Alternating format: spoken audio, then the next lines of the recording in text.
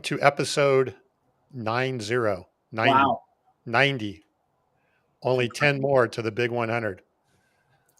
Mastering Modern Selling. I'm Tom Burton, and I'm here with, I don't know who this other guy is on the right. World traveler. Yeah. I remember seeing you on a couple times before, but I always like to say I'm the longest running like cameo guest host. You know, you just never know when I'm going to be here or when I'm going to be on the road. But today I'm back home in St. Louis and ecstatic to finally be on the episode with Bernadette. We've been trying to make this happen forever. So, well, it's good to have you back, Carson, and welcome Bernadette McClelland. Thank you. It's good to be here. Yeah, so we have some fun stuff to talk about from her book today. We actually will have, I think, Brandon showing up here at some point today. He's stuck in an airport again, so he'll be here momentarily as well. And then we'll have actually all three of us here at the same time, which I don't think has happened for like 2 months or something. It's true. Well, Bernadette, welcome again. Tell us a little bit about yourself, your book, your background. It sounds like there's quite a bit there. So Bernadette McClelland, and I am an Australian, as you can tell. I speak a little different, and I am living here in Denver, Colorado. Been here for a couple of years now. I'm one of the fortunate ones. I scored myself a green card, myself and my husband. So that was the biggest deal I ever got. I put a proposal into the Department of Immigration and they signed the deal, and scored a green card. So 2 years I've been here now. My background is corporate Australia, so Xerox, Kodak and Computer Associates. And I've also had a stint at small business. My husband and I had a bricks and mortar business, retail, wholesale, and importing business. And then 10 years ago, I went out on my own as a sales consultant, had a sales and training business, consultancy, and now I am down the track of keynote speaking. So this book, The Shift and Disrupt, Stop Selling Widgets, Start Selling Wisdom, is my 6th book. This is wrapping up. I guess I was just saying to Tom before, this is wrapping up, a journey that I've been on where I have taken all that experience, which is, a period of that time. I was actually with my coaching journey, Anthony Robbins' coach for Asia Pacific for a couple of years. So it's taking that personal leadership, the sales leadership from corporate, and thought leadership, where I was working alongside Matt Church, who was the founder and CEO of Thought Leaders Global, and wrapping and putting it all together wrapping all of that together with this book. So this book is a conglomeration of all of that. It's different. It's bringing mental models, meaning, and mindset together, and it's addressing the gaps that our buyers are wanting. So our buyers out there are saying, you know what, we are wanting salespeople to help us address the solutions we don't know that we need. We want salespeople to help us in discovery. We want you to ask us the questions to help us dig deep ourselves. And it's just not happening. And so how can we have those conversations with you where you're on our side of the table? Help us think differently, help us feel differently. And so that's what this book does.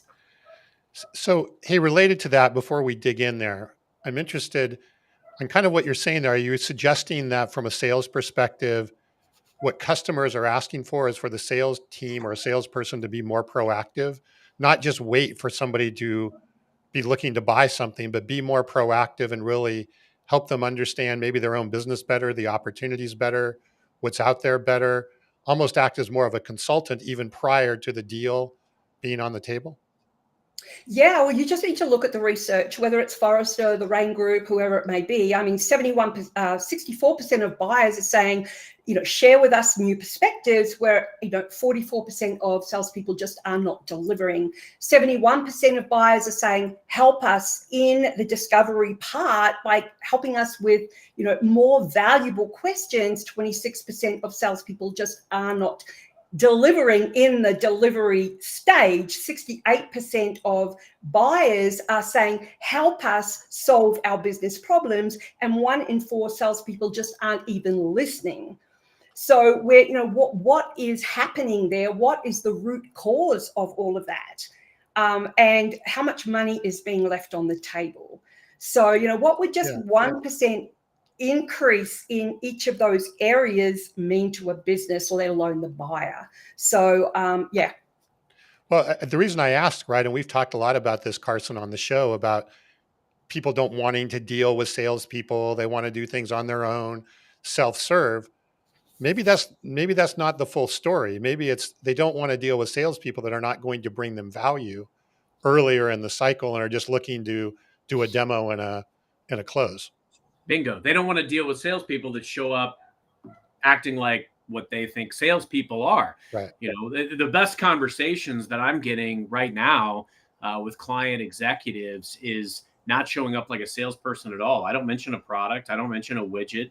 I mean, that's very much entrenched here. And, it's all about making sure we're paying attention. I mean, we live in an era now where we have so much data at our fingertips. I mean, shame on us if we're not arming ourselves with enough intelligence from their website or their LinkedIn profile to know what is going to matter to them and how we can best align. And something that really struck me, first off, I love this book because it's it's unique in how it's structured. It's very comprehensive. It's very easy to read. There's a lot of diagrams and, methodology behind how buyers think. But at the heart of it, Bernadette, is the buyer is the hero.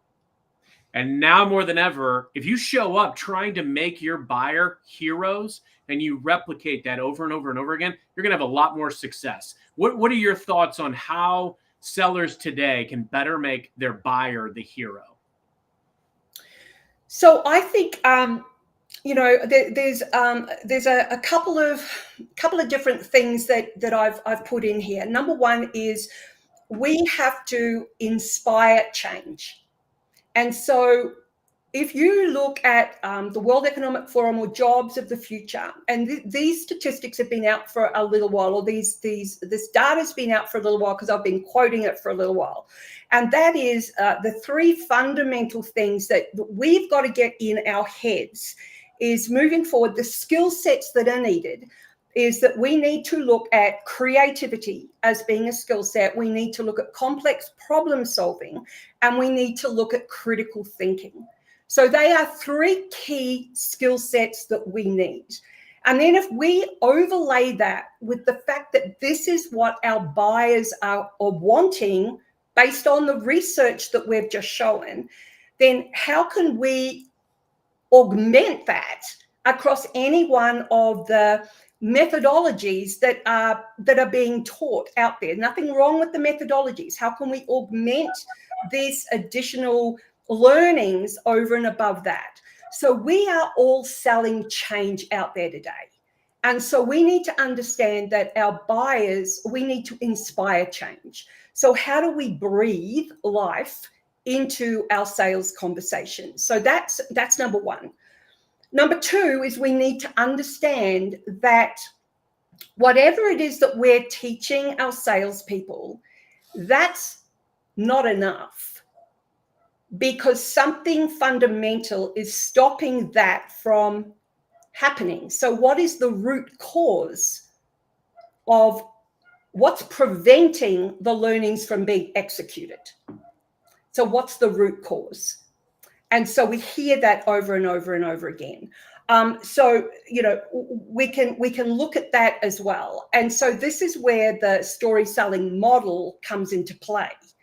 And this is what I sat down and I looked at this and I thought, okay, we can, there's no rocket science to this. And I kind of sat down and I thought, with all of us, we can sit down and we can look at the fundamental problems of a sales team and sales leadership, a sales team, or any one of our buyers out there.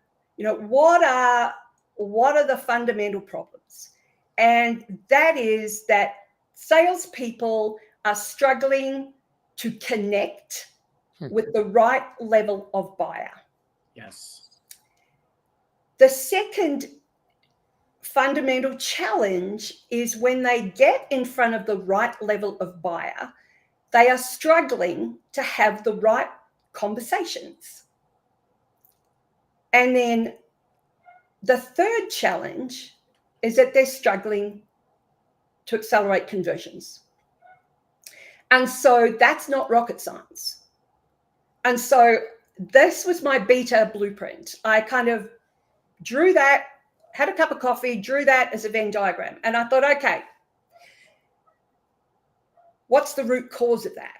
So, and what happens is typically you can Venn diagram that till the cows come home, but you'll just keep throwing stuff at that.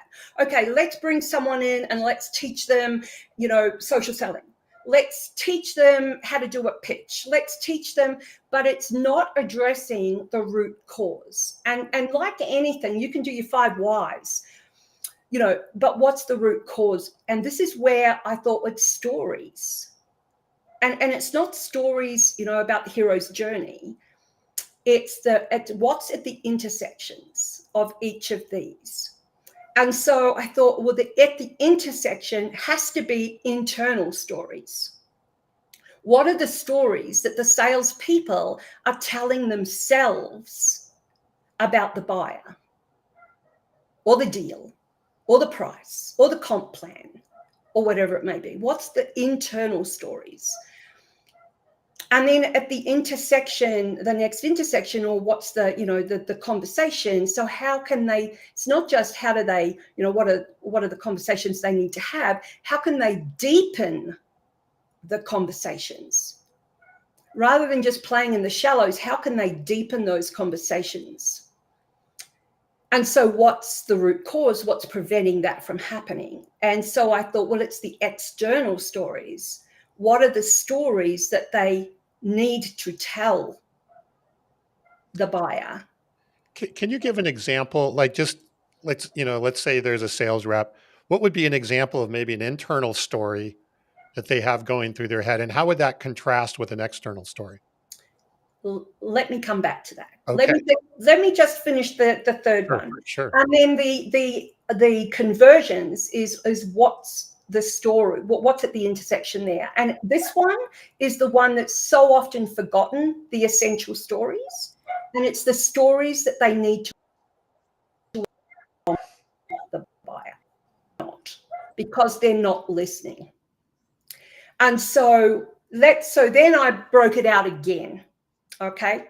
And then I thought, okay, what are the internal stories? What are the external stories? And what are the essential stories? So Tom, coming back to your question, let's kind of dig a little deeper into those. And that the 9 stories around those 3 now form the 9 chapters of the book. Okay. And so this is where I dig in deeper. So if we pull apart those 3 internal stories, they are identity, authority, and money. Okay, so when we talk about identity, it's about being enough. It's about salespeople not wanting to be seen as salespeople. It's showing up and being proud of who they are and being congruent. Because when you are really comfortable and congruent with your role as a salesperson, your impact is a lot stronger.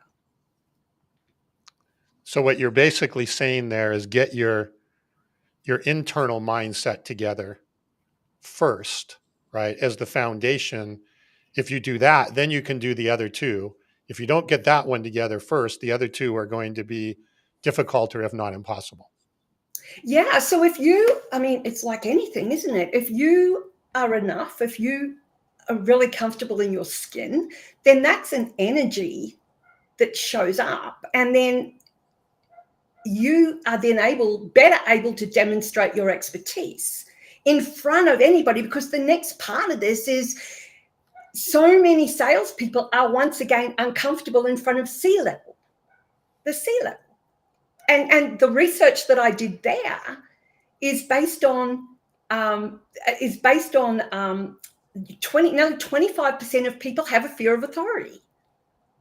You know what I find fascinating about this? So there's so much to unpack here. Yeah, there is so much to unpack. And it leads me to some philosophical questions, right? Because here's the thing, like, I think about when and how I developed an acumen and a confidence to be able to talk to C-levels.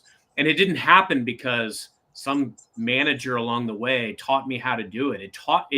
It was because I came to an impasse where I realized, hey, if I just take the leads that I'm getting from marketing, or if I just take inbound calls, I'm going to starve. So I've got to do something unique and outside the box. And so I embraced cold calling. I embraced social selling, things that I could go out and get these meetings. Now, those first meetings, they weren't great. They weren't perfect. But I tell sellers all the time, you've got to make this decision that I'm going to risk it. I'm going to go outside the box. I'm going to go out and get these meetings and these relationships. And I'm going to develop that acumen by just having these conversations. These people put their pants on one leg at a time too. Like, they're human beings, they're people. And back to the earlier conversation, they want to be the hero. And if you can help them be the hero, that's the key element. Now, you've got this other concept that I love in here that's from saboteur to sage. And what spoke to me there is, so often we get in our own way because we show up and throw up. We start talking about how great we think our product is. We start talking about widgets, and that's not going to solve the problem or plug the gap or make your customer the hero. How can we more effectively, especially when we don't have anybody showing us how to do it, how can we more effectively develop that C-level acumen, earn the right to be the trusted advisor, and go from saboteur to sage? And you know what? And I know the model in the book, it's on page 132 in the book, and it's this identity, influence, and impact index that I've built out. And it does, it's a model, and it starts, if you walk into a room with a decision maker and you have not yet made the decision. So the influence level, if you can think of a ladder going up, you have to start by making a decision. And it's in here. You have to make a decision that you are going to step up, because if you don't, you are going to sabotage every level of your deal. And the energy I was talking about before, your buyer is going to be so skeptical of you. And so on the model, you'll see, one part of it is the seller and the other part's the buyer, and it will be saboteur and skeptic until you make a decision. Once you make that decision, you will rise up, and the next decision that you make is your value. Once you own your value, your energy level rises again. They then will become a spectator. They'll sit back and watch you a little bit, and they'll see you striving. Okay, they'll see you trying, they'll see you striving. This will still be incremental growth, and you'll still be pushing, but they'll be watching, they'll be spectating. They'll see you owning your value a little. Once you do that, your activity level rises. As your activity level rises, you make that decision to raise your activity. Guess what happens? They'll start to select you. They'll start to choose you. When they select you, then guess what? You start to be that superstar. You start to win some business, but you're not there yet. There's a dotted line. You think you might be winning, but you got to go again. You've now got to start showing relevance out there in the marketplace. Once you show your relevance, you then get your buyer starts to really support you. Then you show up as a strategist. Once that happens, you start becoming a little bit more, you bring wisdom to the table. That's when you show up as a sage. When you show up as a sage, they become your super fan. So that model starts off with a tiny little dollar note, ends up with a huge dollar note. So that happens because of your identity, and your impact rises. So that's my index that I've created. So that's kind of like a journey that you'll go on. That's my journey that I've got on. Yeah. I So, think what I love about this, Bernadette, when I look at sales and when I look at the sales process and each step of the process, the thing is, like, every step has different probabilities, right? And all you can really do is make actions that up your probability in the individual area. Like you mentioned before, sellers struggle with connecting with the right buyer. Sellers struggle with having the right level of conversation with the right buyer. And I'll be very transparent. I've been doing this a long time. I still get nervous sometimes when I talk to C yeah, levels. I want to make sure I say the right thing. Nerves just mean you care. I still get nervous sometimes when I talk to my wife because I want to make sure I, woo her every single day.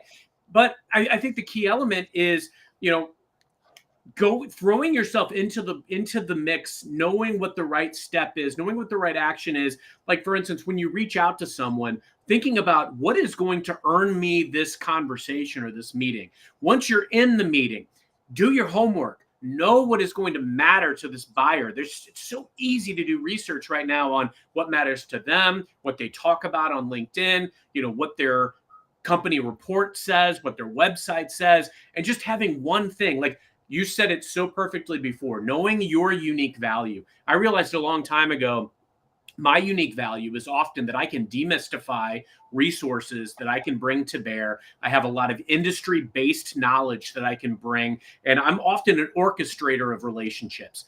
I can create something and then get the heck out of the way and let the magic happen. And I've realized that, and I've made a career off of it. And I challenge salespeople today to really look at how can they best go out and impact each level of the process in a way that increases their probability of success. yeah, It's interesting. Carson, both Bernadette and I shared a short period of time at Computer Associates. I was there in the mid '90s, I guess, late to mid to late '90s, and actually it was a little bit earlier than that. It's like And when you were in grade school, Tom? Or? yeah, I was 6, 7 years old. It was, Yeah. you know, well, hey, thanks, Tom. That says a lot about me. well, you were, You were in kindergarten, yeah, right? yeah, we were both. But I remember, I remember we went to a meeting. And at Bank of New York, it was in New York City, Bank of New York, with a bunch of C-level executives. That a nice boardroom up on the 80th floor or whatever it was, like big deal. And I was very nervous because I hadn't done a lot of stuff with C-level people in there. And Carson, you said it, I got in the meeting and I had all this coaching, from my manager. You can't do this, make sure you do that. You had briefcases at that time and suits and ties and stuff like that. And I remember that something happened and I got up on the whiteboard and I whiteboarded out something in there. And it was like all of a sudden the dynamic of the whole room changed from like sales or vendor and customer to like it was a collaborative partnership. I remember it very clearly just when you were going through that there. And at that point, it was no longer a sales process anymore. It was a partnership. And they actually respected the expertise that I was bringing to the table, right? And we got asked back but all it took was getting up on the whiteboard and showing and demonstrating that in the room there. And I think that's a lot of what you're talking. And then all of a sudden my confidence of dealing with C-level, it's like you said, Carson, they put their pants on the same way. They're just people, right? Trying to do the best job that they can in the position Yeah. that they have. Yeah. And I think, you just touched on something there too, and that is grabbing, a pen and a whiteboard. We've all heard the cliche, you do a deal on the back of a napkin. Yeah. And the second part, I know we're talking about mindset here and we're talking about the internal stories.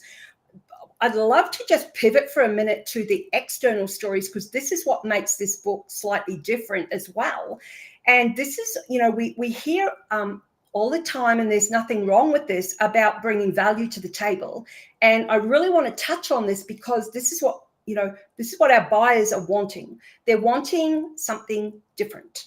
And they're wanting salespeople to bring new perspectives. And it's got to be more than white papers.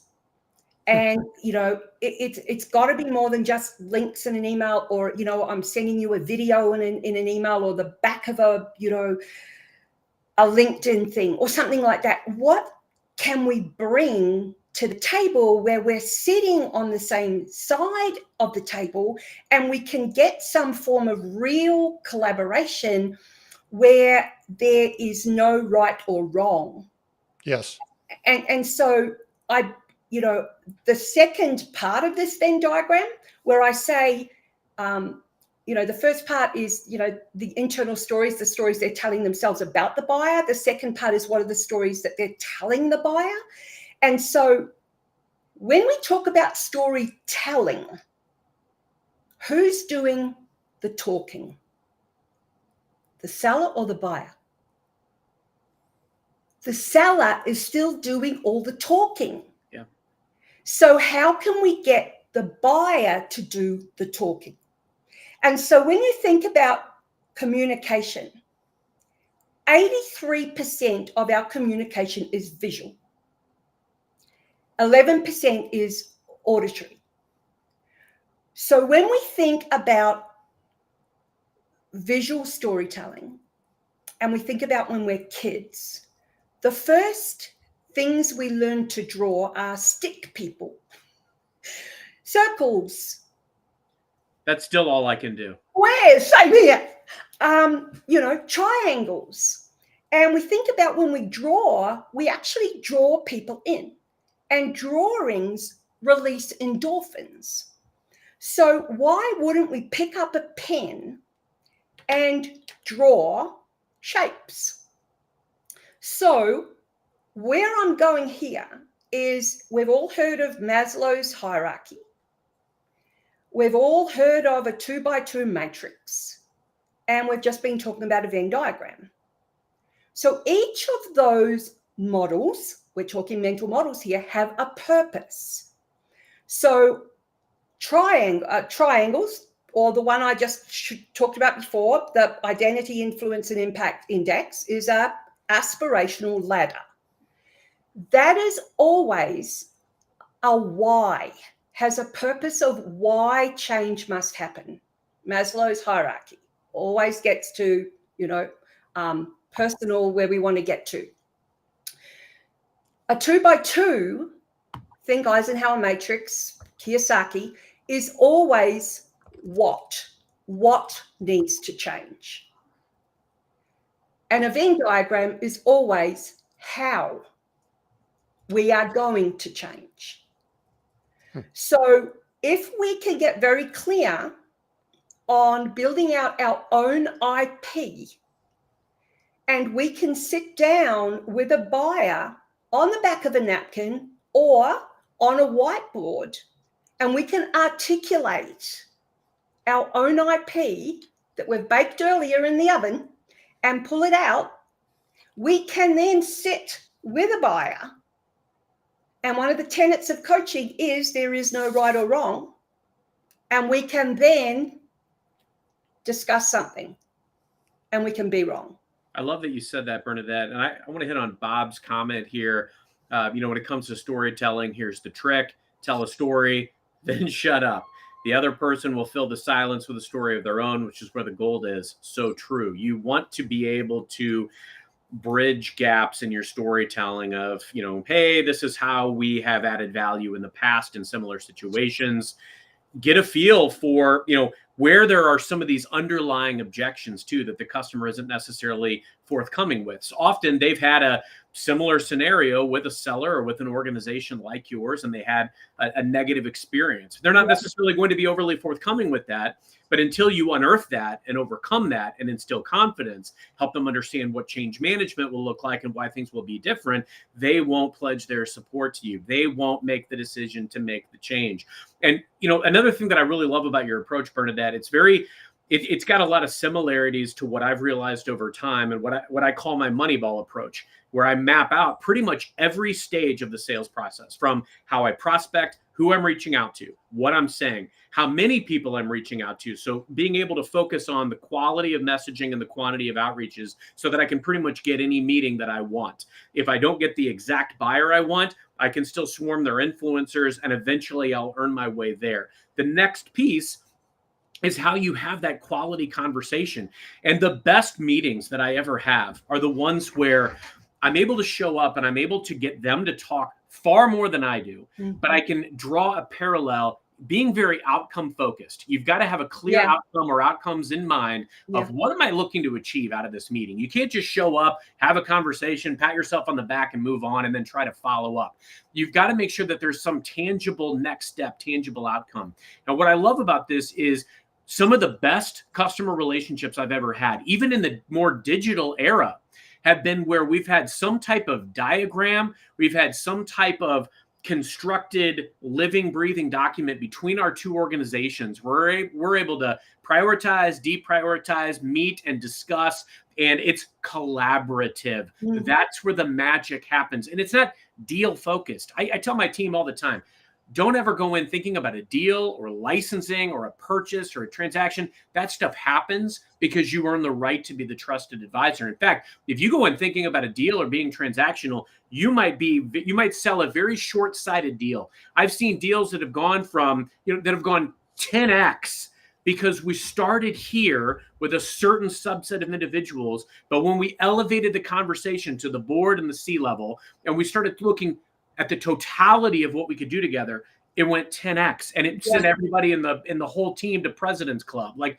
that's the kind of mentality you've got to have. Yeah, and it's the long game, and sometimes it can take you by surprise. You just kind of like to go, oh, okay, this is going. Oh, I did not know it was going to go this direction, and it's a real nice surprise. But it's the long game today, and we really need to come to the table with a mindset, with a strategic mindset that says, you know what, we've got to leverage our higher thinking capabilities and be able to kind of integrate a bigger picture, or just kind of think outside the square, with our questions, with our intentions, with our decisions.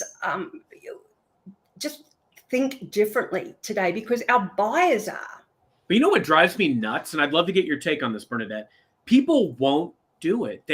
I feel like we do this training, we show them how and why they should do things differently, but they choose not to because it's hard or because it's uncomfortable. And I feel like people need to come to this impasse where they realize that, look, I'm not going to have the type of results that I claim to want unless I make a change. And it doesn't even have to be a drastic change. It just has to be an acknowledgement of a different way of doing things. And it will be uncomfortable at first. Look, but I am a huge believer, and this is probably a personal thing, because I, having gone down, coming out of corporate, come out of enterprise sales, gone down the coaching path. And when I say coaching, this is sales coaching, this is business coaching, this is executive coaching, life coaching, the whole gamut.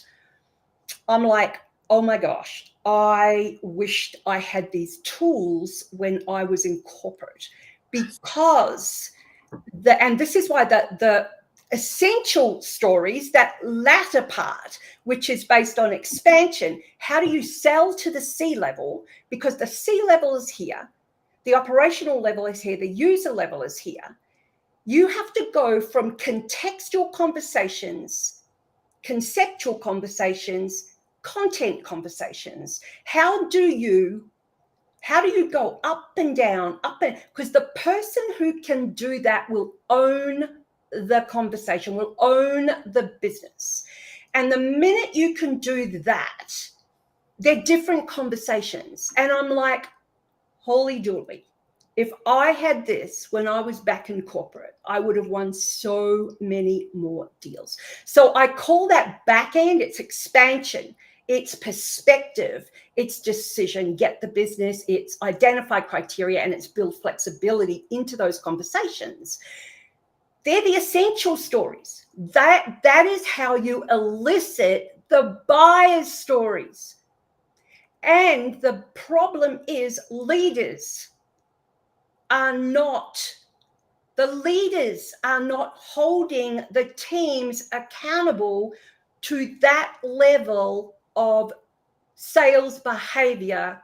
They are letting the tail wag the dog. And because they don't know how to do it either. I'm sorry, They don't know how to do it either. That's where it all begins. Is a lot of times sales leaders fail to set the culture and the tone. They show up with almost like a culture of inspection, and it's, let me go in and, I'll listen to your call and you need to do this and this and this and this. But the reality is there's a humanity to it, and it's really helping your team to feel empowered and enabled to go in there and be a steward of your organization, going out and seeking a genuine relationship. That's where these things happen, where there's trust, transparency, collaboration, and communication. Those are the foundations for success. I feel the same way as you. I mean, if I went back to being an account executive right now with the tools that exist, with AI the way it is, I'd be unstoppable.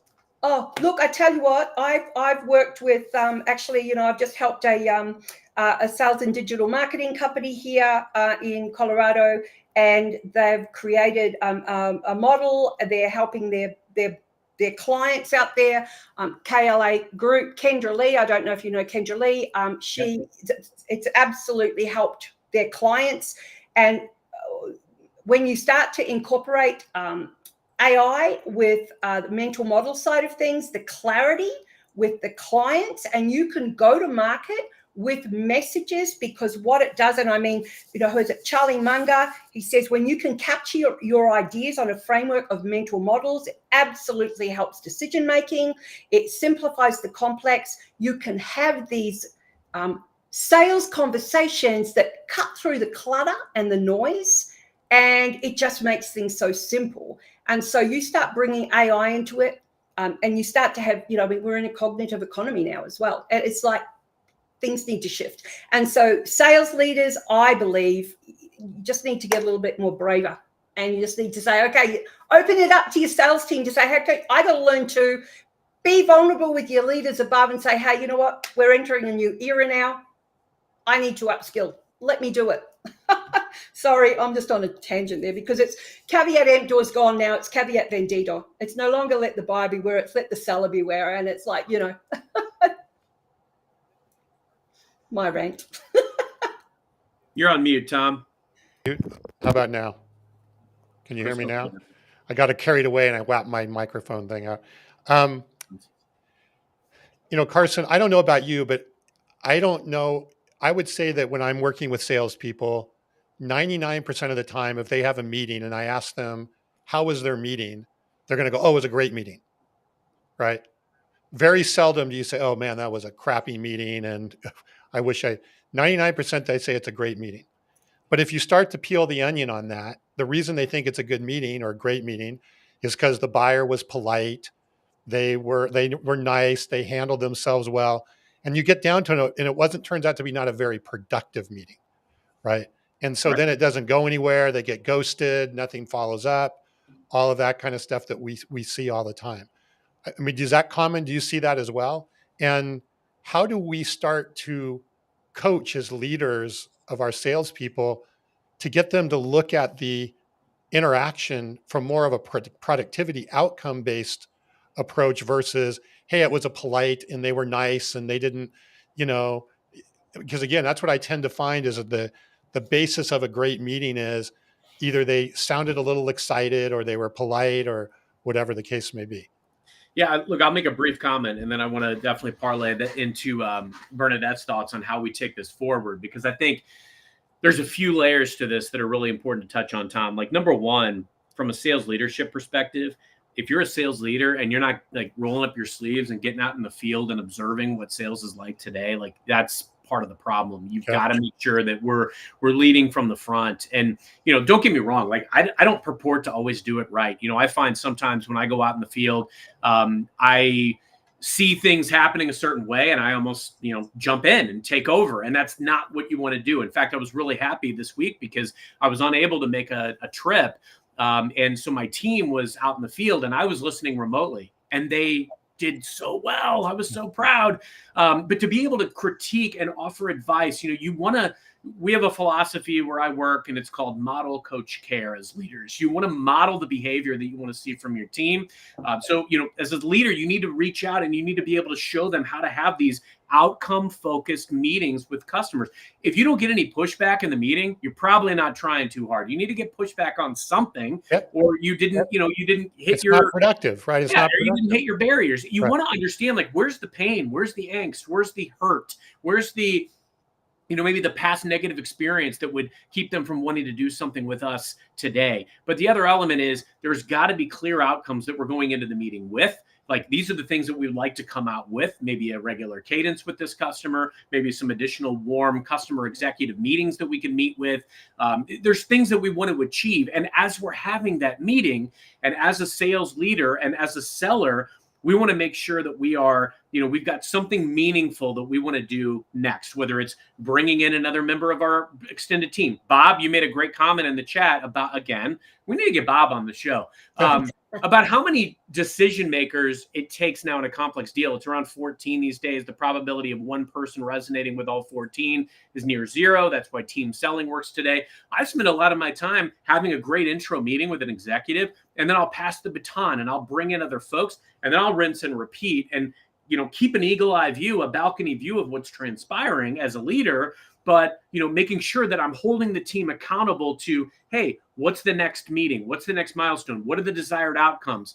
And, Bernadette, you hit on this so eloquently earlier that we've got to make sure we have a very outcome focused meeting. How can we as leaders better set a foundation for success, but also hold our team accountable to being outcome driven, outcome focused, and accelerating the relationships? Yeah, good.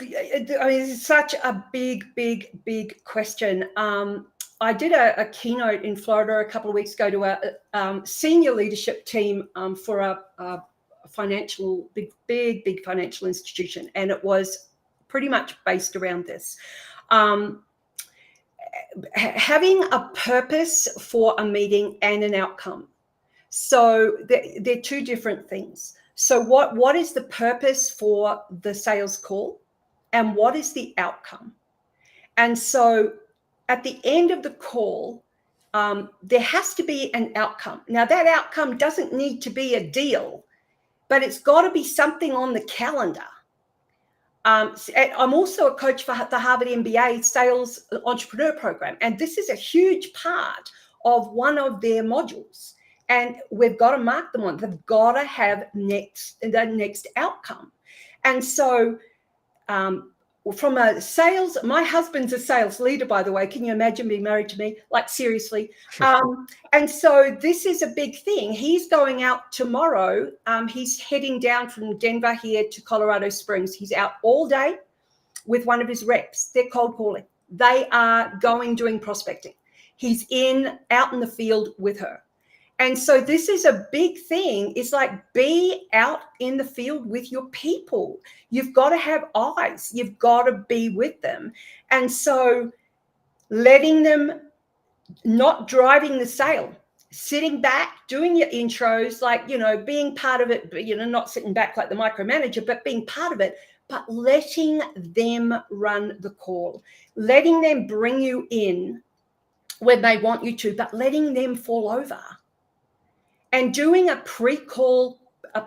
So what's the outcome? Okay, if he's not there and someone else is, what's our strategy?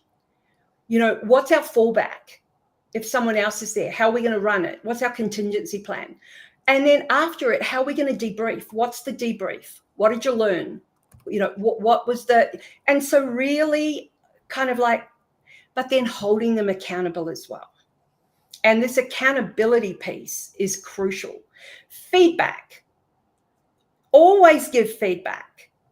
But feedback is not just you've done something wrong, catch them doing things right. Mm-hmm. Yeah. So this is all part of it. So, sales leadership is, it's a big responsibility. And as part of leadership, you've also got to be working on yourself.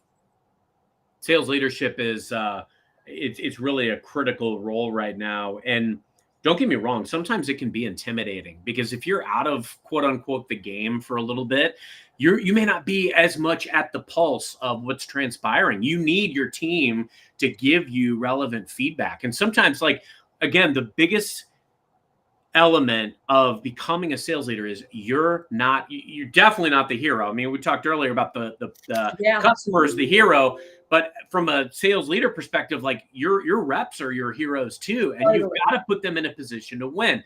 Right, wrong, or indifferent, they've earned the right to be in the role they're in, and they've earned the right to do it the way they want to do it, unless they continue to fall down and refuse to make shifts to their process. But even if you are not capable of giving, the best advice in a certain situation, like even helping them find great mentors. One thing I'm always looking for is who's the best, who's out there doing it better, hitting the metric that my team can't hit or I can't hit or whatever it is. I need to go find this person. I need to learn from them. I need to assimilate what she or he are doing into my arsenal, and then make us more complete package. And, there's no shame as a sales leader if you can't do it as well as your rep or whatever the case may be. Everybody's got their unique skills and superpowers and strengths. And great leader is going to pull that together. They're going to shine a positive light, like you said, on the ones that are doing great. And I always try to start my feedback and coaching sessions the same way, because it earns credibility. If I can call out what they are doing well, if I can also show a bridge to, hey, this is the trajectory that we're on. I know you want to get promoted, or I know you want to maximize your paycheck. This is the path to doing it. This is where we were. This is where we are. This is where we're going. And this is what I recommend we do a little bit different. Those are the types of things that really show that you understand your people. It doesn't always have to be because I'm better than them. In fact, I don't want to be. I want them to be the shining star. It's kind of why I was so glad that I didn't have to make the trip to LA this week for the meetings to be successful. They might have been more successful because I wasn't there. And it was a great experience for the team to get in front of C-levels without using me as a crutch. Yeah, true. And always ask permission before you do give feedback. Yes. Yeah, absolutely. Carson, as you were talking, this reminds me a lot. I think it was Mike Weinberg, right? We spent a lot of time talking about sales leadership. A lot of what Bernadette you're talking about, dovetails very nicely into what we talked a lot about that show and his most recent book of sales leadership. So, man, we're kind of running out of time here, and there's so many different places we could go. Bernadette, if there's one thing that you would recommend to a sales leader, but a sales professional, not just a leader, but a professional, for them to really be thinking about or maybe focus on in your book, what would be the one thing that you would say, start here? And as far as kind of building that skill set. And this is the direction I'm now going in because of this.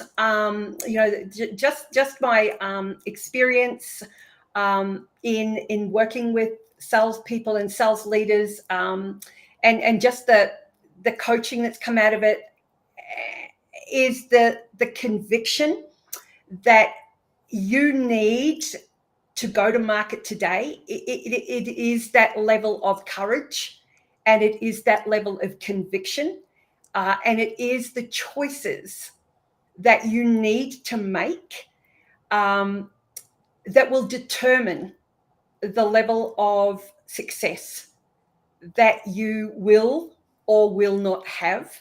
And this is the message that's come out of the book for me personally as a result of feedback that's resonating the most. And that is why that's now the message I'm taking to market in my keynotes and for my sales kickoffs as well, is as a result of this book. So that's where I would say has jumped out for me, and will probably jump out for you if you buy the book or when you buy the book. No, great point. Kind of if you can start there, right, everything else gets easier. Absolutely, totally. Carson, any final questions we should touch on here before we wrap up? No, I like the practical application piece, and I think Bernadette, I guess my only other question would be around just advice for sales leaders, where to get started. I think that role, it's gone through so many changes, and a lot of times sales leadership gets caught in the middle, because you might be caught up or swept up in an ineffective sales culture.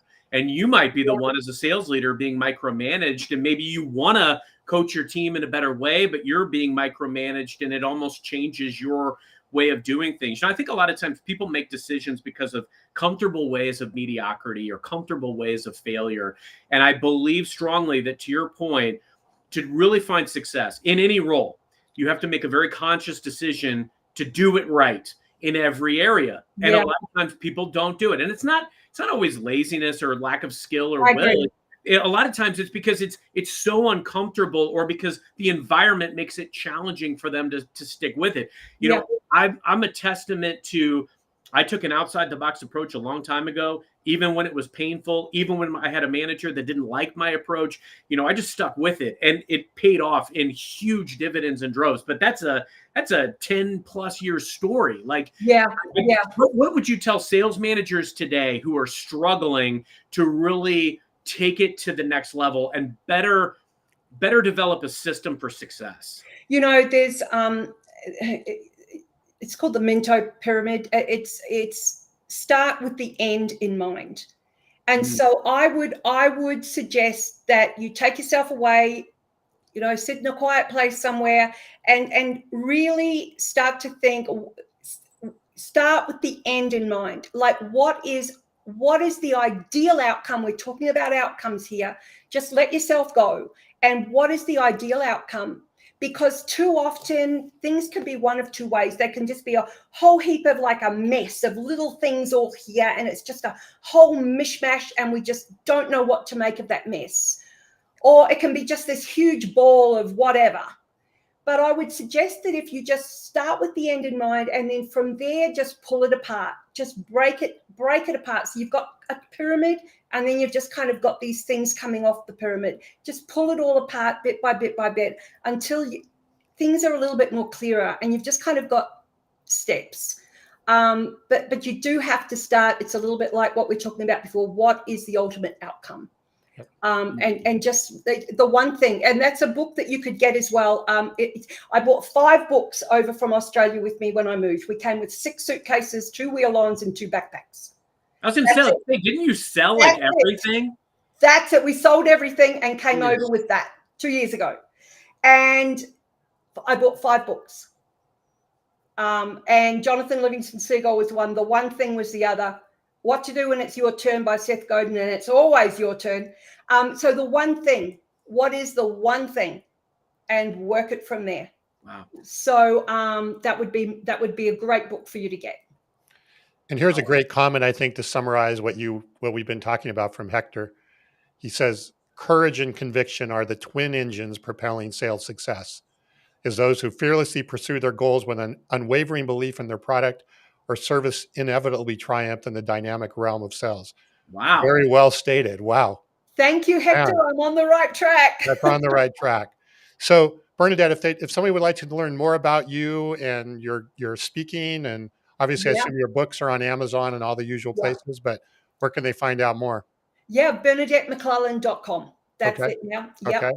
That's easy enough. Simple. That's it. New book coming out soon called Deliberate Disruption.